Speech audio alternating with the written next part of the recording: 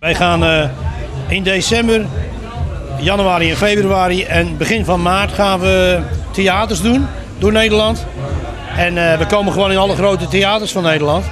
En we grote hallen. We doen natuurlijk ook de Martini Plaza in Groningen.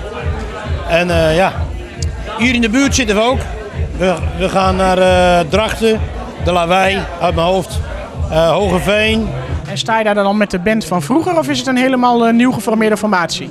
Nee, dat is de First Show Band. Dat is best wel een band van professionele muzikanten.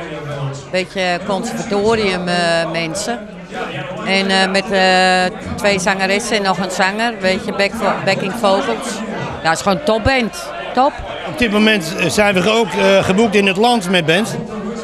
We staan onder andere in het Openluchttheater in Tegelen. Dat is een enorm prachtig, tussen de bomen liggend buitenlucht, openluchttheater. En daar treden we ook op. Dus voor dat soort gelegenheden is dat ontzettend leuk natuurlijk om met band te doen. Ja, een beetje onder de noemer mini-concert. Weet je, dat gaan we wel doen. Nou, het was de bedoeling dat wij eigenlijk in september naar Zuid-Afrika zouden gaan. En dan hadden we dus met dezelfde band daar naartoe gegaan en met George Baker.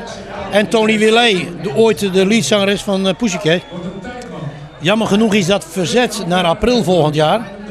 En dat wordt gewoon in april ontzettend leuk. Want ik zie er wel naar uit. Ik vind het ontzettend leuk om met George Baker en Tony Willet, wat een hele goede zangeres is, mee samen te werken en daar naartoe te gaan.